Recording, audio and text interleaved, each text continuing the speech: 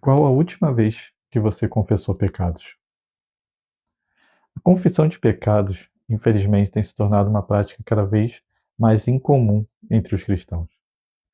Eu lembro quando eu era mais novo, lá na minha infância, era normal, durante os cultos, ter um momento de confissão de pecados. Era um momento no culto onde a gente é aconselhado a ficar de joelhos e lembrarmos de todos os erros que nós cometemos contra Deus naquela semana e pedirmos perdão a Ele. E por favor, quando eu falo aqui de confissão de pecados, eu não estou falando necessariamente para você confessar para outra pessoa, embora isso também seja uma boa prática. Todos nós precisamos ser exortados. Mas eu estou dizendo você parar realmente diante de Deus, no seu momento de oração, e falar para Ele as coisas erradas que você tem cometido contra Ele. E outra coisa, eu não falo isso para que você venha se sentir culpado, se sentir o pior ser humano do universo e nada desse tipo. Eu acredito de coração que quando Jesus morreu na cruz, Ele perdoou todos os nossos pecados que nós cometeríamos em toda a nossa vida. Então, a partir do momento que nós aceitamos a Cristo, todos os nossos pecados já foram perdoados. A confissão, para mim, não existe para nós sermos perdoados, porque o sacrifício de Jesus na cruz já nos perdoou. A confissão, para mim, ela existe simplesmente para que nós venhamos a ter consciência do nosso pecado e venhamos a ser seres humanos melhores. Quando Deus pede para nós confessar nossos pecados, inclusive uns aos outros, é para nós sermos curados, é para nós nos livrarmos dele.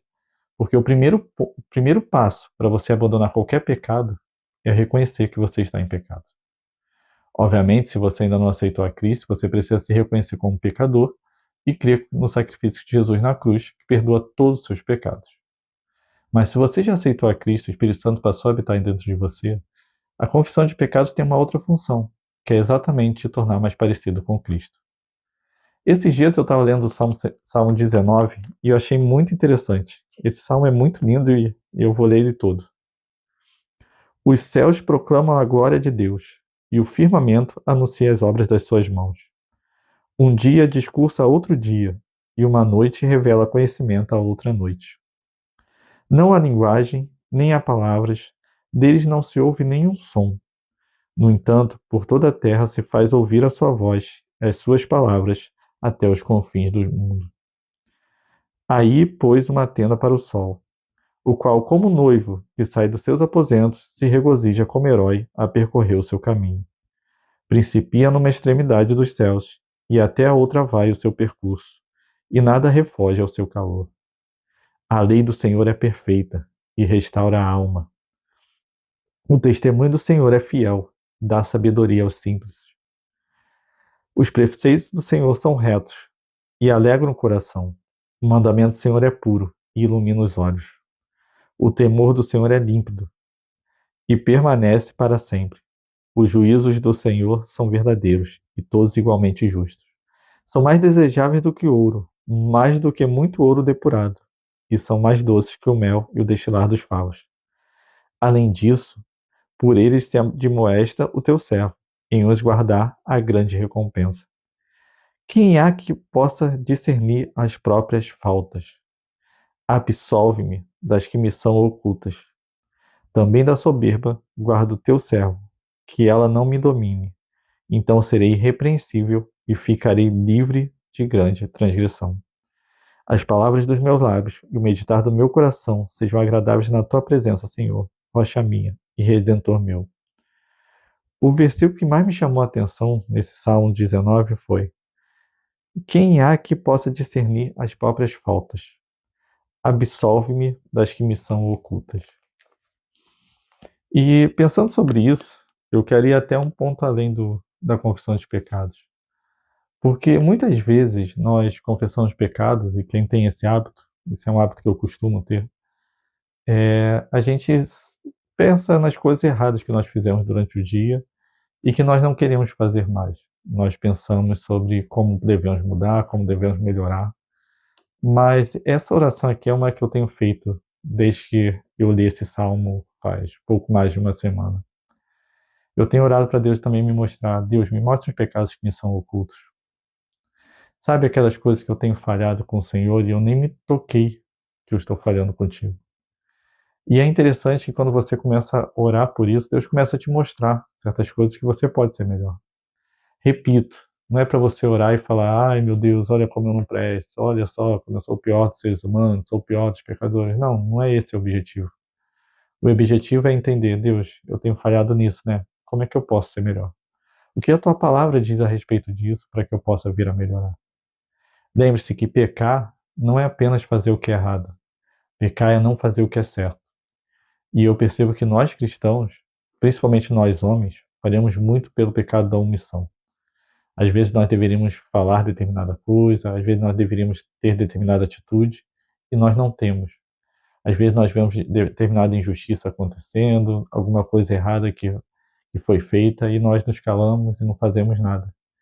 E a verdade é que nós precisamos agir fazendo o bem, sempre em amor, para tentar abençoar o nosso próximo e cumprir o que Cristo nos chamou para fazer. Então a minha oração é que quando você for para o seu quarto orar, pode pedir sabedoria a Deus, pode pedir para Ele te mostrar qual é a vontade dele para sua vida, mas tem um momento que você também pergunte para Ele: Deus, esses aqui são os pecados que eu tenho consciência.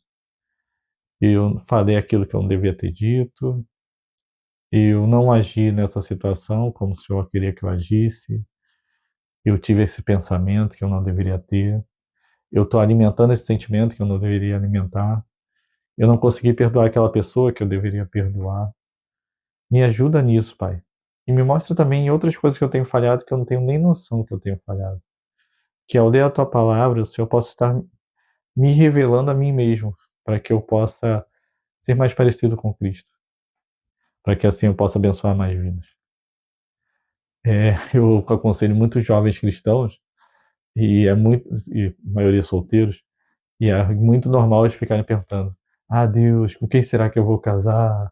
Oh, Deus, me revela com quem é a pessoa que devo me relacionar, e por aí vai.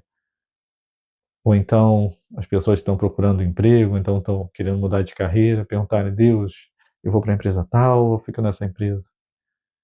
Mas e se a gente começasse a orar também para ser mais parecido com Jesus? Para Deus mostrar onde a gente tem falhado e no que nós não temos sido semelhantes a Ele. Será que nossa vida não seria muito melhor? E aí, quando eu falo uma vida melhor, não é humanamente falando, que você vai prosperar, que você vai ganhar bênçãos e tal, não. É de você ser a bênção. Porque a maior bênção que Deus pode nos dar é Ele mesmo, em primeiro lugar. E a segunda maior bênção que Ele pode nos dar é nos tornar semelhante a Cristo. Na verdade, esse é o grande propósito que Deus tem para as nossas vidas. Que nós sejamos semelhantes a Cristo. Então, minha oração é: vai para o quarto agora. Tenha um momento com Deus. E começa a confessar seus pecados. Pede para Ele te mostrar, trazer à memória onde você tem errado com Ele. Inclusive para Ele te revelar os pecados que estão ocultos. E, se possível, faz disso uma prática diária. Porque a cada dia você está mais semelhante a Cristo. E lembre-se, se você fizer isso e começar a sentir culpa, no sentido de que, cara, eu não presto, Deus não me ama, tal, isso não é Deus falando. Isso é o diabo falando. Porque não tem nada que você possa fazer para que Deus venha te amar mais. E não tem nada que você possa fazer para que Ele venha te amar menos. Deus já te ama. Deus já te perdoou. A única coisa que Ele quer é que quando você confessa seus pecados é reconhecer os seus erros para que você venha se tornar melhor.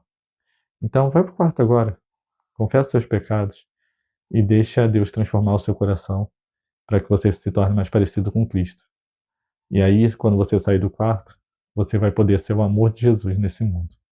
Então, que Deus continue te abençoando. Fica na paz.